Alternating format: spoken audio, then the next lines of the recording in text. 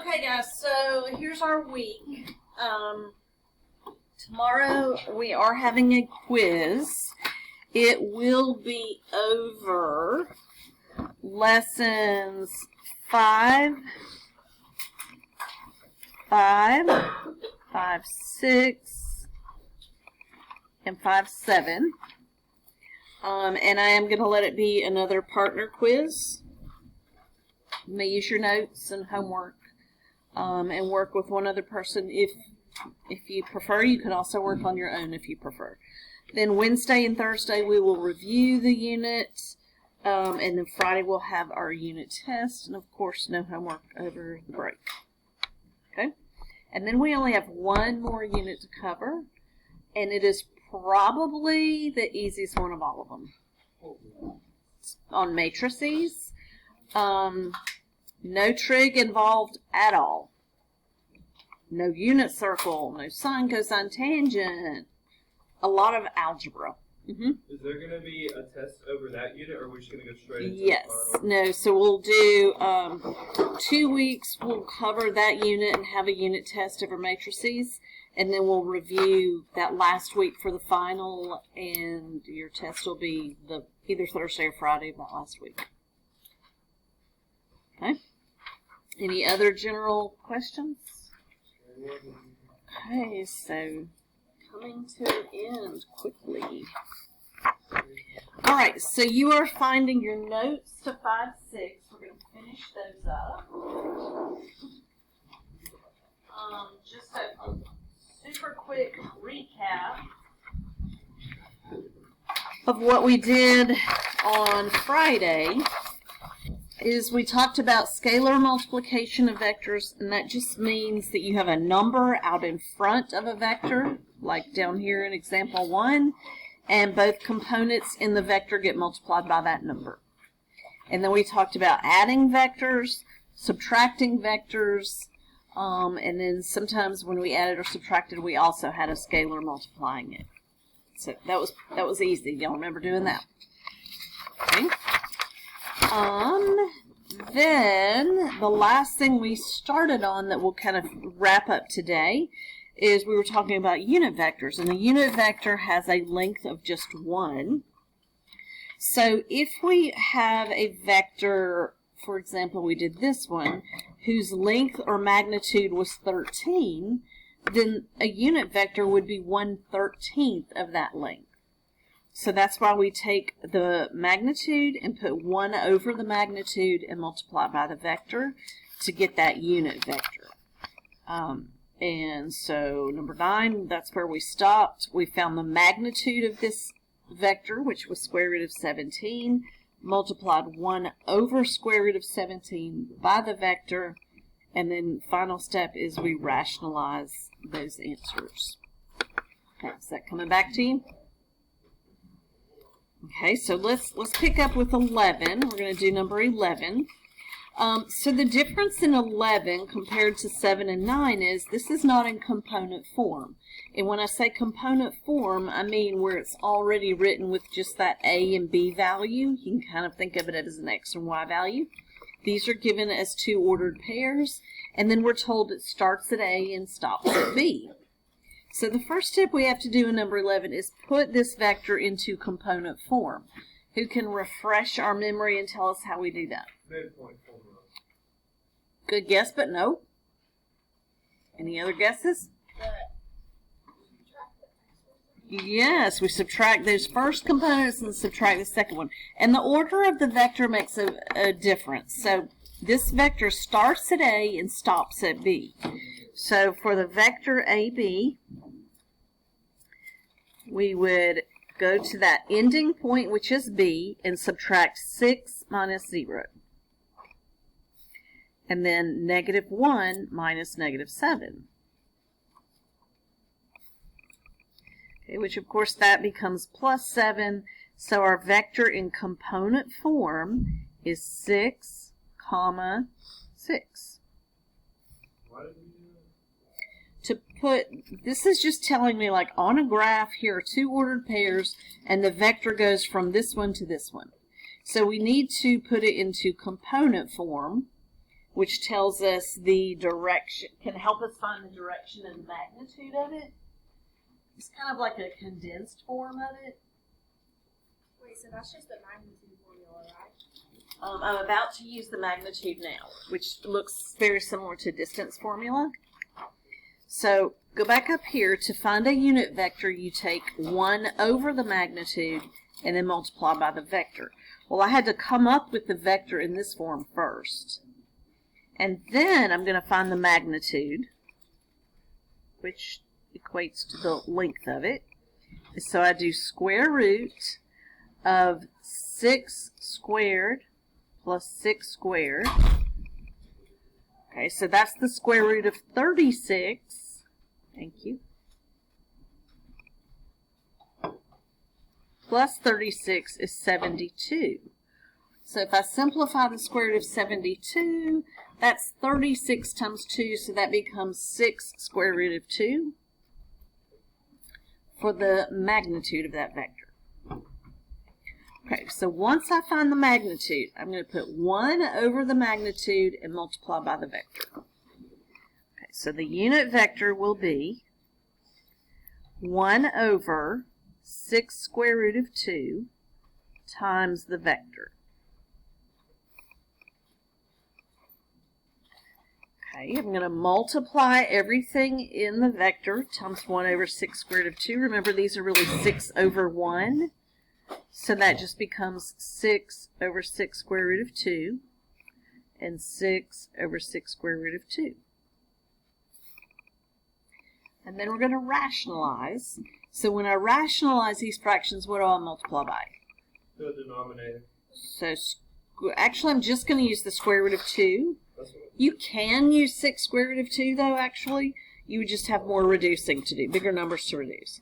So if I multiply top and bottom by square root of 2, that becomes 6 square root of 2 over 6 times 2 is 12. 6 square root of 2 over 12. And then 6 over 12 reduces to be square root of 2 over 2, square root of 2 over 2. Yes. So I'm confused why you did the 6 minus 0, negative 1 plus 7. Okay, so go back to your 5 notes. Gentlemen, do y'all have a question? Y'all are being rude. Look at your 5 notes. Do you have them handy? Well, I have my formula sheet, but I was Okay. trying to see what formula to use. Because I'm, like, is it this You formula? probably didn't. We're doing what's inside those parentheses first. So you're So I starting just that. did the x minus x and the y minus y first, and then I plugged those numbers into this formula. You can do it all in one step. Actually, on this one, you really need to do that first. This first, though. So see how this is the x2 minus x1, and that's the y2 minus y1, so that I can put it in this form first. Because that's what that formula gives you. Is the, And then, instead of re-subtracting them here, I just went ahead and used those numbers. So Okay? if you're given like 2 points, then you do the x2 minus x1 first. And the reason I need, if all I said was find the magnitude, you could straight up use that formula and you're done. But with this one, remember, we have to go back and multiply it by the vector. So I do need it in this form at some point so that I can distribute that magnitude. Okay? All right, so what I want you to do is number 12. And I'll just walk around and help. But use 11 as a model. You're going to do it the same exact way. Okay, so 12, find the unit vector.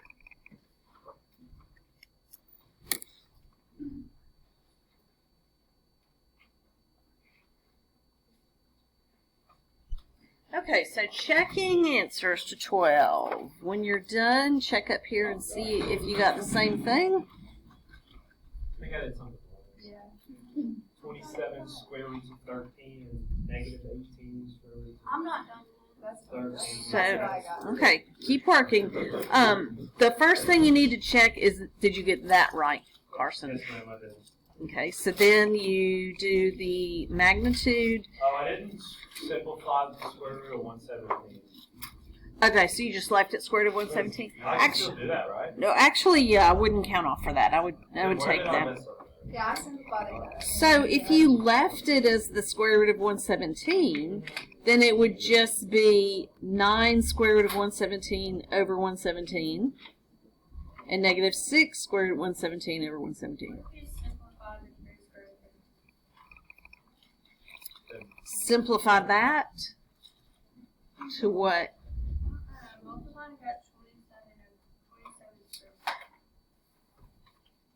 That's what I know. I got 18 square root, 13, 27 square root.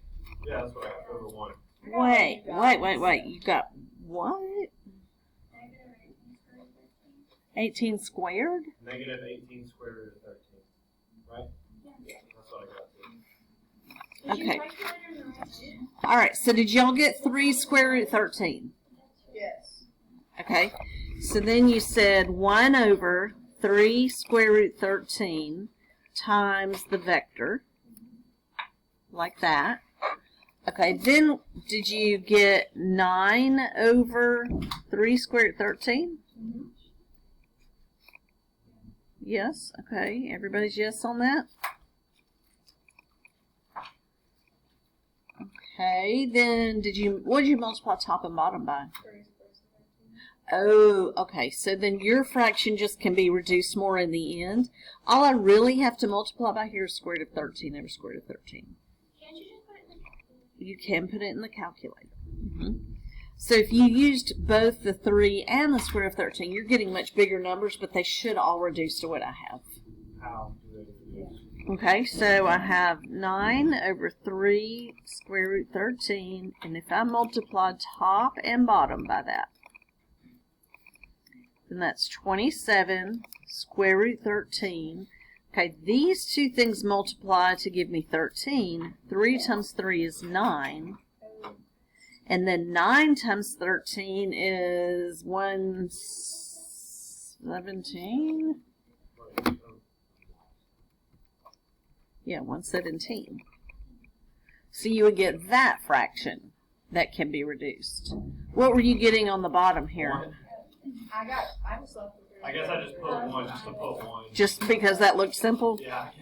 Okay, yeah, when you multiply these together, don't forget the 3 and the 3 multiply to be 9. And then those multiply to be 13, so your denominator is 9 times 13. And then that can be reduced and should end up giving you the 3 square root 13 over 13. So the easier way to avoid those big numbers is just take your 9 over 3 square root 13 and just multiply by square root 13. So how did you simplify that to get 3 square root 13 over 13? And how did you do that to get? Honestly, with that one, I'd probably check my calculator. 27 over 117 reduces to 3 over 13. Those aren't numbers that just roll off the top of your head, are they? Can you show your paper? Mm-hmm. So, like, Oh, the first one. We've done this so many different ways now.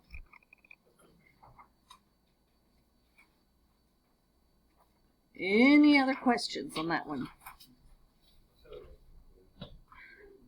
Yeah, I'm thinking maybe not.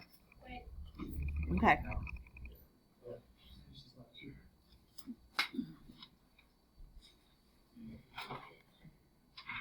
Should we do one more of these? No, I actually get it. I don't know. I do. All I did was mess up on the denominator. Well, the denominator's a big deal. Let's do number 10. That's wait, already. do we have a homework? It says our Yeah, we'll practice on that. Okay. Good idea. Good idea. All right, we'll go with that. I like that idea. Next page.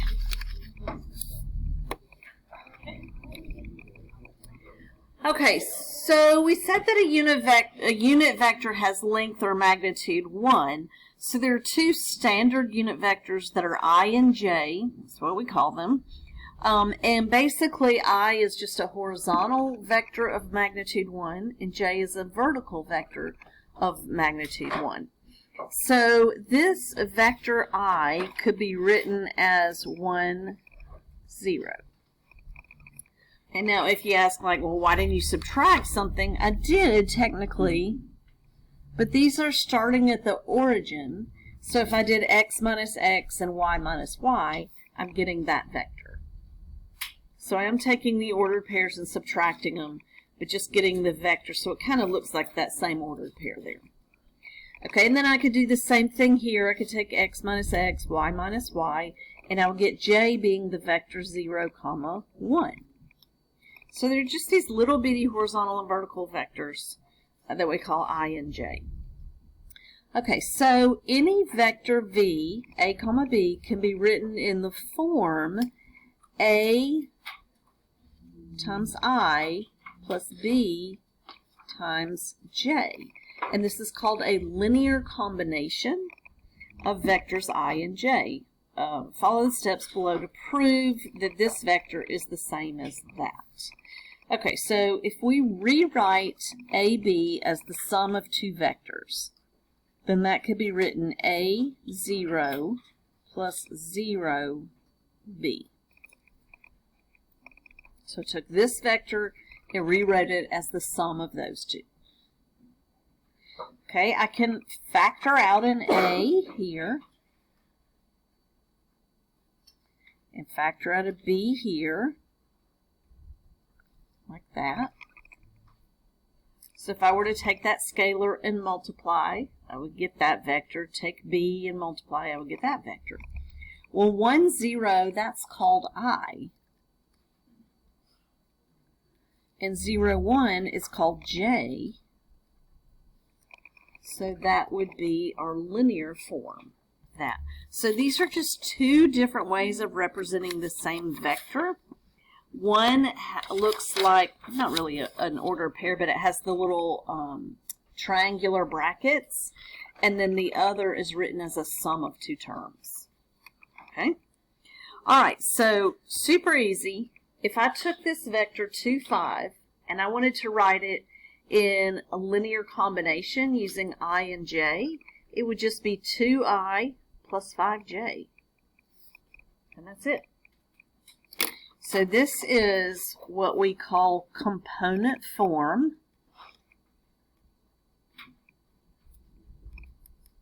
And this is what we call linear form, or linear combination. So it means the same. They both mean a vector. Okay, so for number 2, I would just write this negative 7i plus 3j.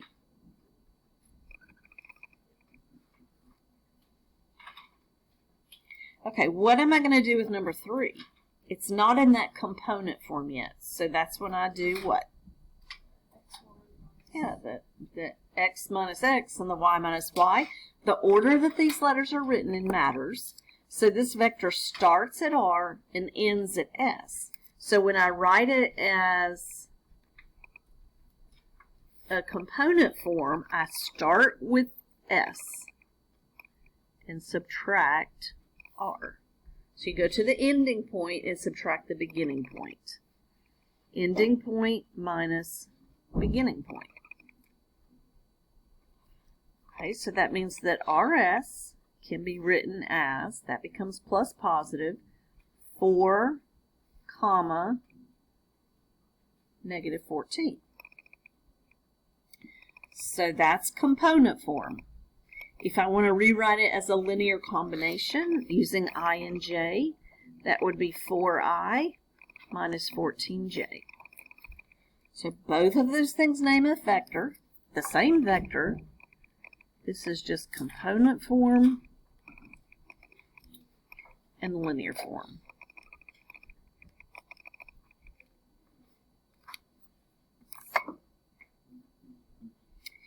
Okay, so you do the same with number 4. Find the component form, then rewrite it in linear. Pay attention to the order of the letters.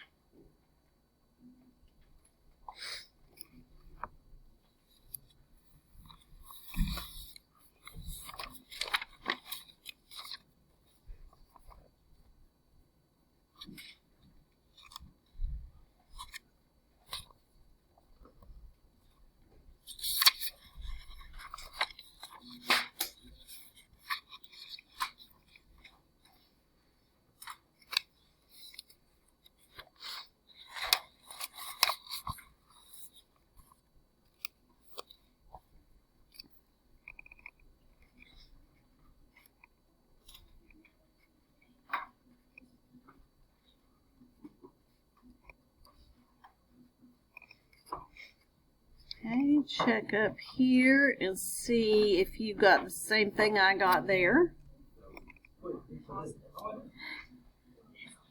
Sorry, I got it right. I got +1. Did you have 5 minus 6 or 6 minus 5? Minus 5. Okay, so remember you start with the ending point. Oh, So it should be 5 minus 6. so in the order, it would be y2 minus y1. Yes, it's kind of, And then that would be 8i minus 1j or just j. Question on that one. We're good? Alrighty. Okay, I'm going to come around next with 5-7 notes. More notes? Yep, it's just one page, not even full front and back. Sad. But we're getting prepared. I've done it fine. Model and then the next chapter of our lives. Whatever that might be.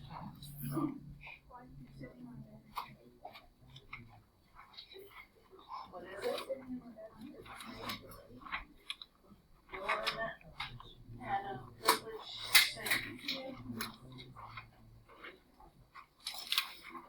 Those. All right, so super short.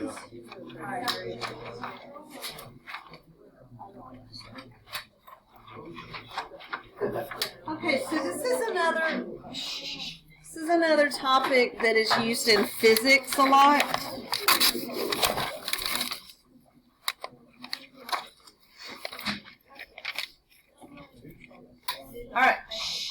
All right, so this is another topic that's used in physics a lot with aeronautical and navigational directions and things like that. They use vectors, and if you take physics in college, again, you'll go a lot more in depth with these vectors and bearings. So, have you heard the term bearings with regard to like directions or navigation or something? Okay, if you haven't, then you'll hear about them today. All right, so the direction of a vector can also be given as a bearing. Bearings are frequently given in application problems. All right, there are two types of bearings. One is a quadrant bearing, and it is the acute. What does acute mean? Less than 90. Less than 90 degree angle between a vector and a north-south line or the y-axis. The vector to the right is 60 degrees east of south. Okay, wave in the air. Which way is north? Up. South. Okay. South, down. Okay, this is the one that gets people. Which way is east? And west?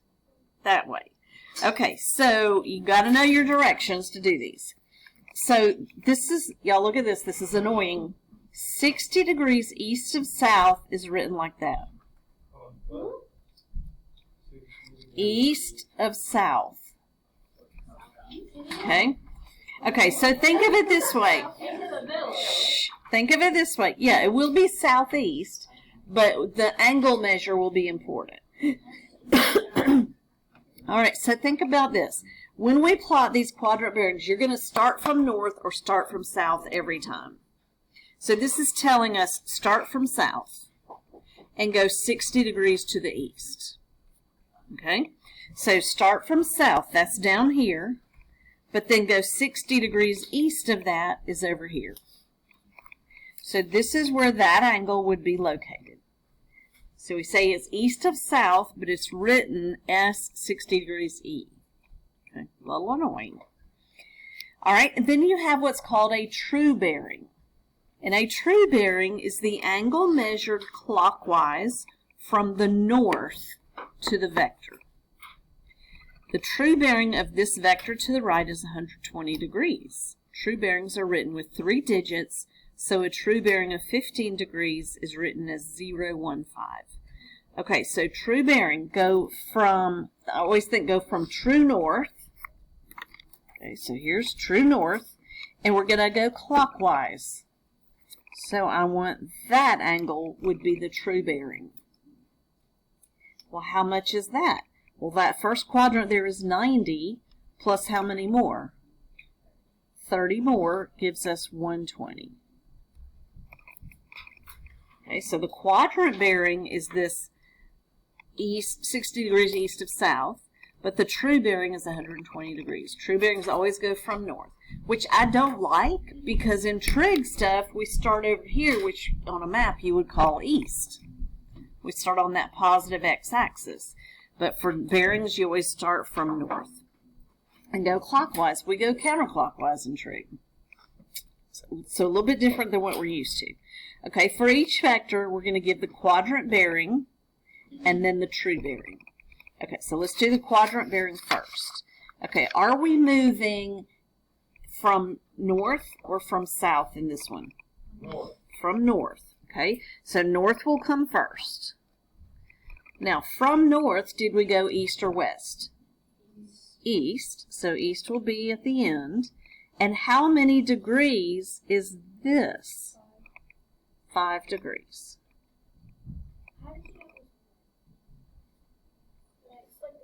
This. So you're always going, remember the quadrant bearings are always less than 90 degrees. So you're going to that closest y-axis, basically. So that happens to be pointed north. This one down here, I'll go from south. This one up here, I'll go from north.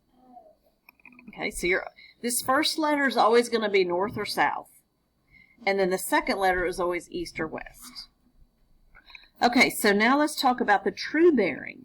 For the true bearing, I am going from true north to there. Well, that's still just 5 degrees, isn't it? Go clockwise from true north, but I'll use 3 digits and call it 005 degrees.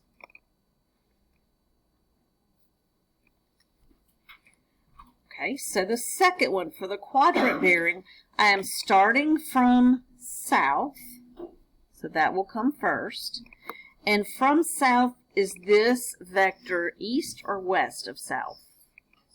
It went west of south. Now, what I have to figure out is, what is this angle? How much west of south did we go? Okay, so that whole thing there is 212, and that should be going from there. There's a little gap, so you might want to make it attached down here. So if that whole thing is 212, how can I find this pink angle that I need? 270 minus 212. I can do 270 minus 212, or I can do, okay, 212 minus 180 to find the angle there, and then I would have to subtract that from 90.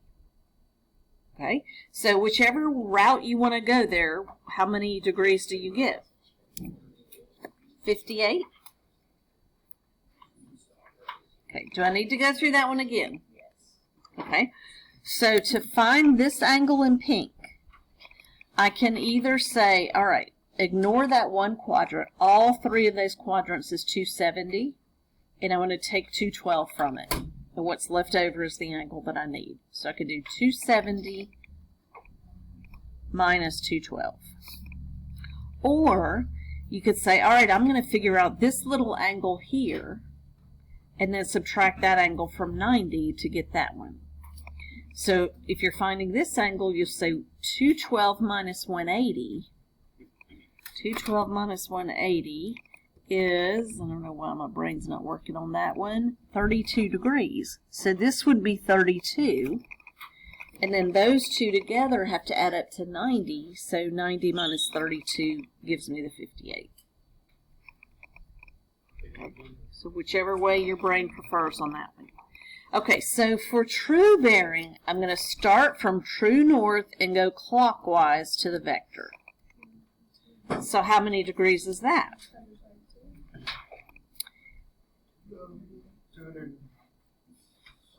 238. Okay, so how do we get that? Well, that's 180. 180 plus that angle of 58 in there. Or you could do, what else? If all of this is 212 and I want the rest of the circle, then it'll be 360 minus 212. I have a question. Mm-hmm. If you go from true bearing, do you always have to go north? True bearing always starts at north and goes clockwise.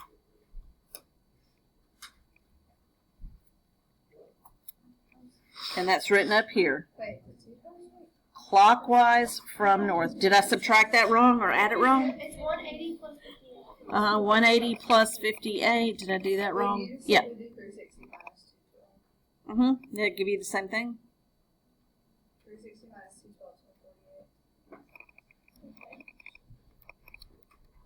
is 148. Oh, yes, that won't work. My bad, because this is an overlap here. My bad. Okay, I could do 360 minus 90 and 32. Uh-huh. Mm-hmm. Okay. Whew. The 270 minus 212. Okay, or I could do 360 minus 90 minus 32.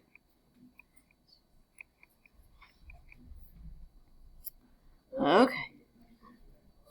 It's like so many angles, so many different directions. Okay, number 3. Did I start for the quadrant bearing? Did I start from north or did I start from south? Started from north. Did I go east or west? West. And how many degrees did I go? 24. What's wrong, Maddie? Okay, so now, guys, look. True bearing would be from north clockwise. How would I find that angle? 360 minus 24. 336.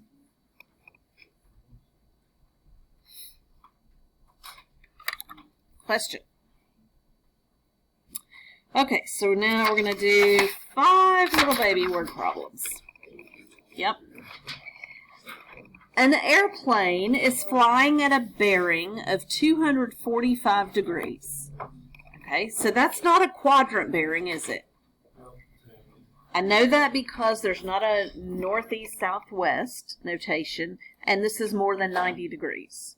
So this is a true bearing of 245 degrees.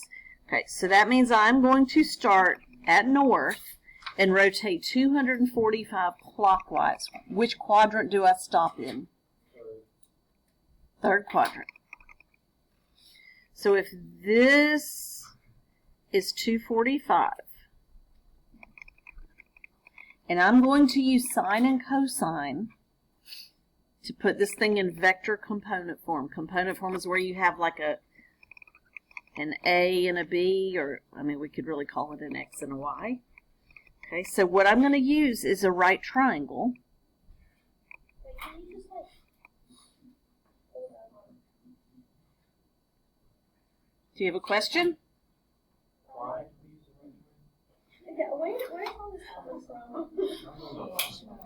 Remember last week when you used like r cosine theta and r sine theta to find a vector? That's what we're about to do. No, I'm really on. Okay, well, go back and look at those notes then, everybody who doesn't remember. All right, so to find the components, this is what I'm going to use. R cosine. We always use cosine with the x, and we always use sine with the y. Do you remember that much? Just say yes and let's go with it. Awesome, very good. Okay, so what I'm going to do is draw my picture. 245 degrees is that. Okay, my vector, I will use the speed 550 for the magnitude. That's the R. Now, I'm going to use cosine and sine, but those are using the angles inside this triangle, right? I'm going to have a negative x and a negative y, correct? So I can find the angle in the triangle and make adjustments, or, like we talked about last week, I can find this angle and use it, and it will take care of the negatives for me. How much is that orange angle?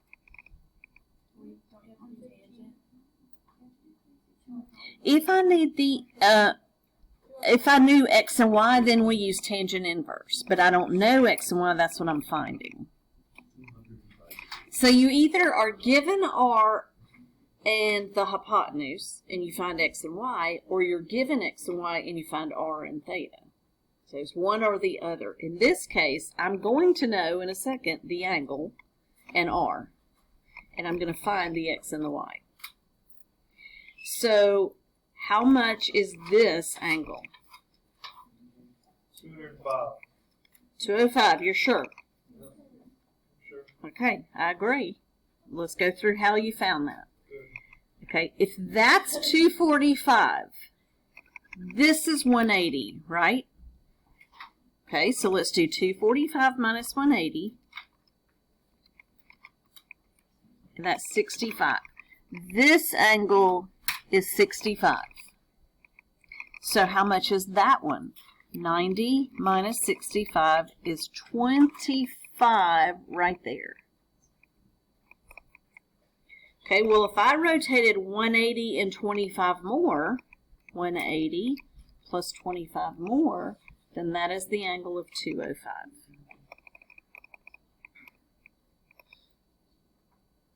Well, the orange angle is 205.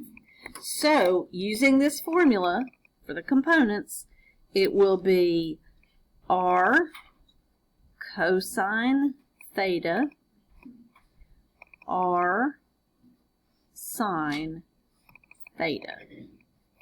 And then we type that in the calculator.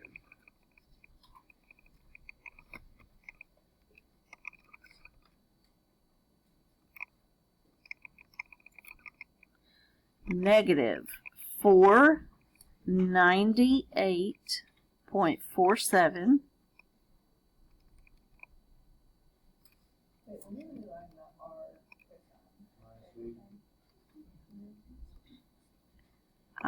let me get the notes out and I'll show you. And then in a second, can you explain I didn't get over that how you got 205 because I still don't get that. Okay. Let me pause this and get on this note. You know what? Everyone's here now. I don't even need to be recording this. Can you? Because I'm not. Yeah, I'm gonna need to refer back to this. So please. Okay. All right, here we go. So we did 4, and I just said that the only ones that you have this complex angle situation is something that you think about a map. So the airplane, and then we're going to do number 6 next, which is cruising in the water. Okay, then we'll do the easy ones. All right, a cruise ship is sailing at 20 knots. That's our R. That's the length or magnitude of our vector. In the direction of west of north, 12 degrees. Wait, so like the speed is always R? Uh-huh. Okay. Speed will be R. Give the velocity of the cruise ship as a linear combination of unit vectors. So we're going to find that horizontal and that vertical component, x and y, if you want to think of it that way. And then we're not going to write the vector like this. We're just going to use that I and j that we talked about. So that's not really any added level of difficulty. It's just the form that your answer is going to be written in. Okay, let's draw a picture here. I'm going to try to draw this one bigger. All right, west of north. Here's north, and if I go west of north, that's this direction. So 12 degrees, this angle is 12. Okay, think about forming a triangle. I want to find the x and the y component there. If I call it A, B, X, Y, it's all the same. A horizontal piece and a vertical piece.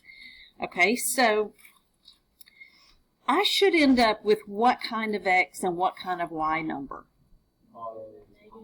Negative x, positive y. Okay, it will take care of the signs for me if I start back over here at what we call like 0 degrees in trig terms, and I rotate to there. If I use that angle, it will handle the negatives for me. So how much is that angle?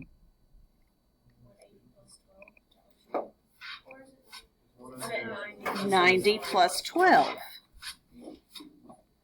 is 102 degrees. That's the angle I'm going to use, and then I don't have to worry about negative, positive. Now, I'm going to make sure I did end up with what I expected, but it should work out for me. Okay, so for my vector, I'm going to use r cosine theta, r sine theta. And that's like the x and the y that we found on those polar coordinates. Same formula, I'm just putting it in this little vector bracket now. Okay, so I'm going to use, what was the speed? 20 cosine 102, 20 sine 102. Okay, and if I didn't want to do the 102, I'd have to find this angle inside the triangle. I would do 90 minus 12 and use that. Then you're going to physically have to go in and change the x to a negative. Okay, and you should get the same answer that we get. All right, so we go to our calculator. 20 cosine 102, negative 4.16. 20 sine 102, 19.56. Okay, so my x is negative, my y is positive, which I expected. Now to write it as unit vectors using I and j, we just change it to negative 4.16 I plus 19.56 j. So why on the one above we do all this like? Was it so hard? Because we had those overlapping angles. I think that's what made it so hard. Because up here we started north and we went this way. Then when we were finding this angle, we had some overlap there that complicated it. I don't know. That one was just harder, wasn't it? It was just a lot more to put together. I don't know. This one's a lot clearer to see, isn't it? I don't remember having something like that on the test. I don't think I put anything of that level on the test. I tried to stick to more basic.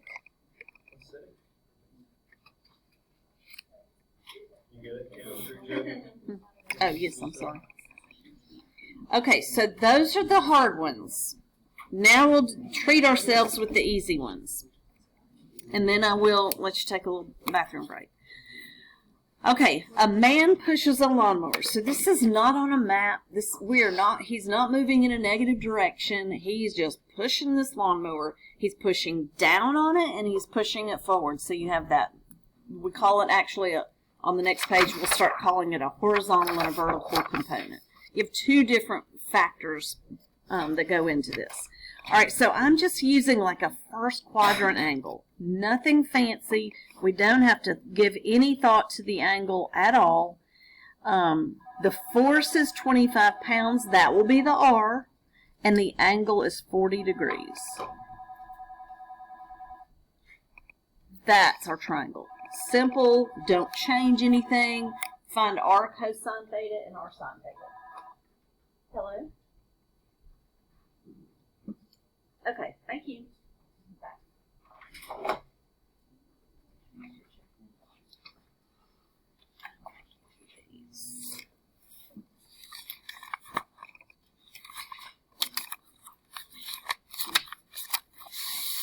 I have put the answers to these on Google Classroom. All of those in Okay, what did you get? 19.2. My answers. And 16.1. All right, I agree.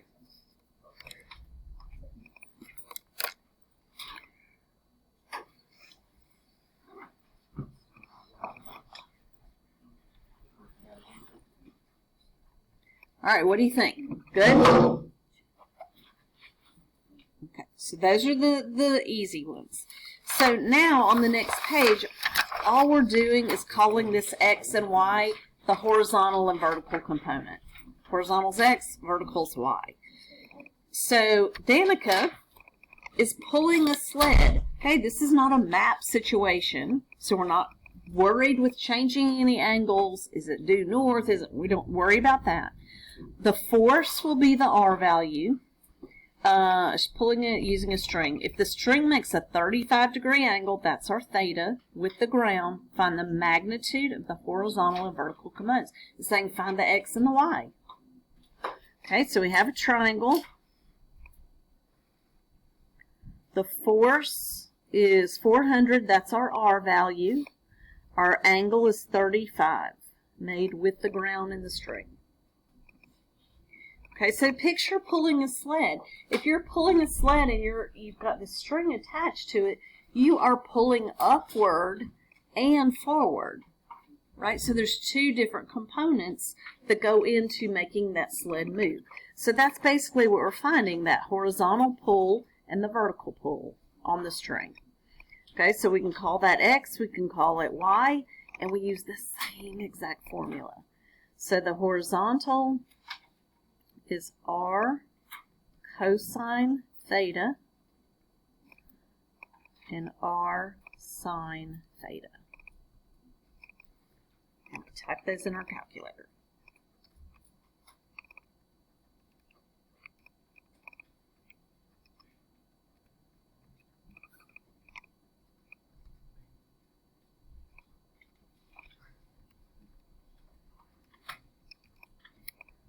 So all of these are going to end up just being two positive numbers on things like this.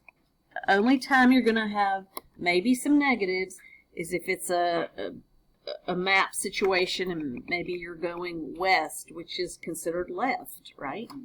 Or south is considered negative also. Are we okay with that one? Okay, next one is the same situation. Ken is running 6 miles per hour in the direction of 70 degrees west of south. Okay, he's not going to have any negative components going into running, is he?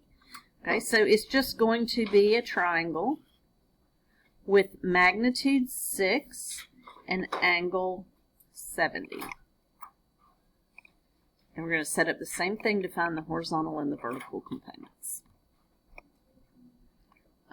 This time I'll just do X and Y.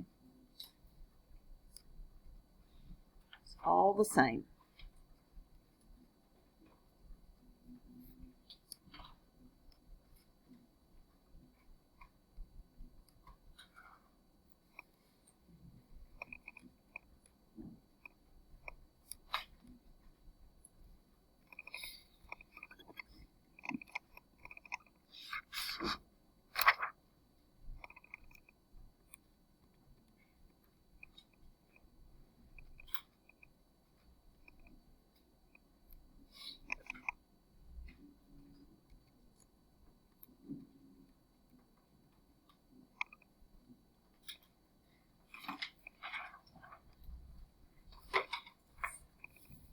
Okay, so this one I just said horizontal and vertical, just to show you that we sometimes call them different things, but they're all actually the same.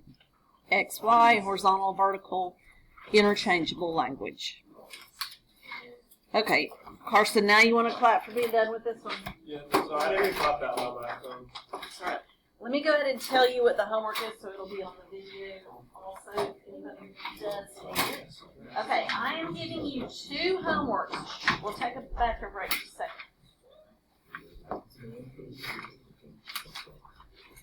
Okay, the first one is the easier one, and we're going to do evens. The second one is what we just talked about, and we're going to do all. There are 5 problems. Okay, if I were you, I would start with this one because that is clearly giving you more trouble. So start with this one. You have 20 minutes to get help on it. I will leave these here so that when you get your paper, you can see what we're doing. And as I hand these out, if you need a restroom break, go ahead and take that now.